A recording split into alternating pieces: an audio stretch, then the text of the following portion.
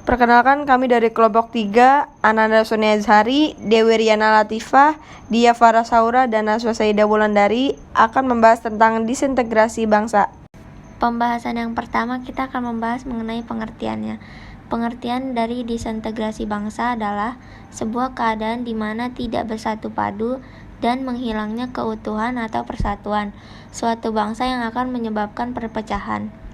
Faktor-faktor penyebab terjadinya disintegrasi bangsa yang pertama ada perbedaan ideologi, demografis yang timpang, iklim politik yang kurang sehat, menurunnya tingkat toleransi di tengah masyarakat, dan yang terakhir kemajuan ekonomi yang terhambat. Berikut ancaman yang dapat menyebabkan disintegrasi bangsa. Ada ideologi, kepentingan suatu komunitas, dan pemerintah. Berikut peristiwa disintegrasi bangsa. Yang pertama ada PKI Madiun pada tanggal 18 September 1948. Tokohnya Amir Syarifuddin dan Musso. Penyebab aksi ini merupakan reaksi terhadap hasil perjanjian Renville yang dianggap merugikan Indonesia, karena perjanjian ini membuat dikuasainya banyak wilayah oleh Belanda. Tujuan pemberontakan PKI di Madiun adalah untuk mendirikan negara Soviet di Indonesia dengan melemahkan posisi NKRI dengan menghasut masyarakat untuk melakukan pemberontakan terhadap NKRI dikarenakan tidak puas perjanjian Linggarjati. Upaya mengatasinya yang pertama, memberikan kekuasaan penuh terhadap Jenderal Sudirman untuk melaksanakan tugas pemulihan keamanan dan ketertiban di Madiun dan daerah-daerah lainnya. Yang kedua, memberikan instruksi kepada alat-alat negara dan angkatan perang untuk memulihkan keamanan negara.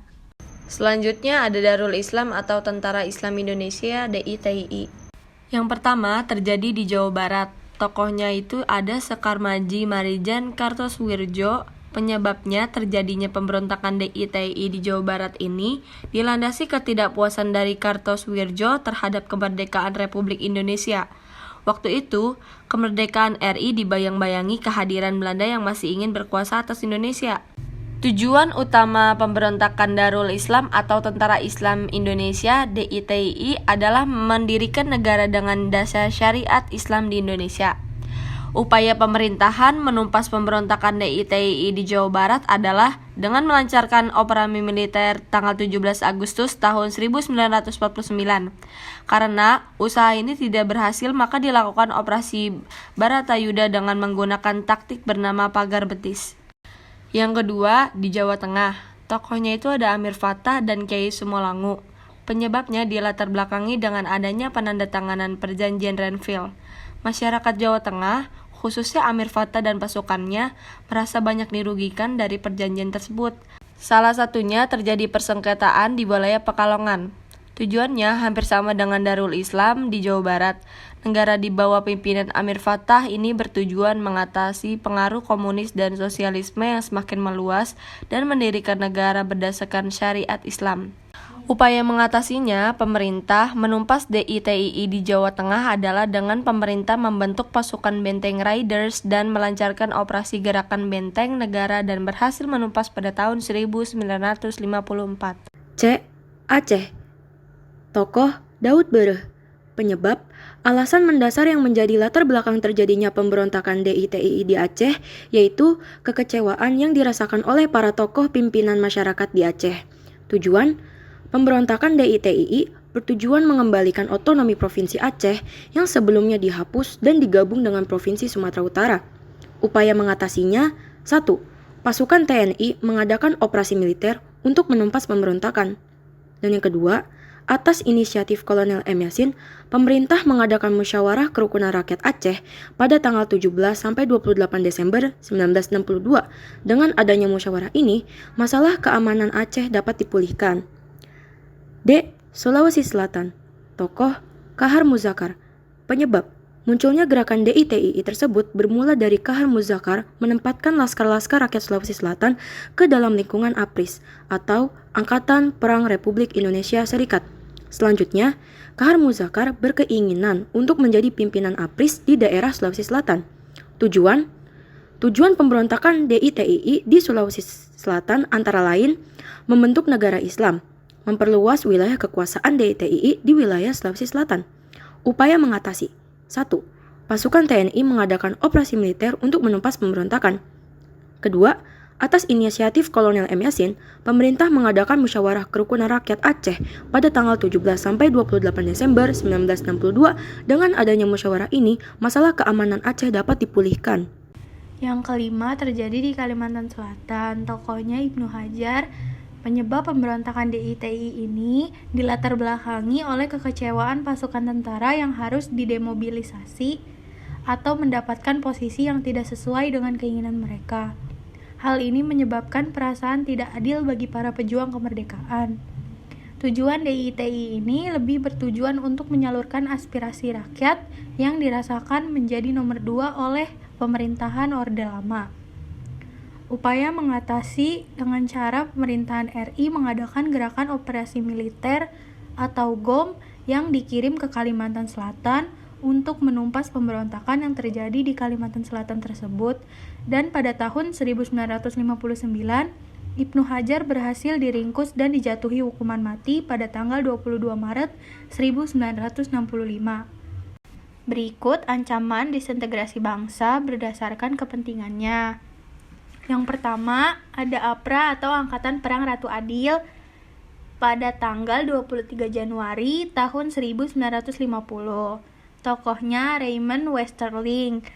Penyebab pemberontakan APRA disebabkan karena Belanda ingin menjajah atau setidaknya menanam kepentingan-kepentingan politik dan ekonominya di Indonesia. Pihak Belanda berniat untuk mengeksploitasi sumber daya di Indonesia untuk mempertahankan keadaan ekonominya. Tujuan dari dibentuknya pasukan APRA adalah untuk melakukan pemberontakan terhadap Republik Indonesia. Upaya mengatasinya ada 2 cara. Yang pertama, pemerintah Indonesia melancarkan operasi militer pada tanggal 24 Januari 1950. Yang kedua, melakukan penangkapan terhadap Westerling dan Sultan Hamid II, namun Westerling berhasil melarikan diri ke Jakarta. Republik Maluku Selatan, 25 April 1950. Tokohnya Mr. Dr. Christian Robert Stephen Soumokil. Penyebab terjadinya pemberontakan RMS adalah krisis yang melanda NIT, Negara Indonesia Timur. Pupela dari Perhimpunan Indonesia Maluku atau biasa disebut PIM, mengajukan mosi tidak percaya dengan Parlemen NIT pada 20 April 1950. Tujuannya untuk melepaskan wilayah Maluku dari Negara Kesatuan Republik Indonesia NKRI. Upaya dilakukan pemerintah RIS untuk mengatasi pemberontakan RMS adalah melalui jalan damai dengan dikirimnya Dr. Jenderal Leimena dan operasi militer yang dipimpin oleh kolonel. Berikutnya ada pemberontakan Andi Aziz pada tanggal 5 April tahun 1950. Tokohnya Andi Aziz.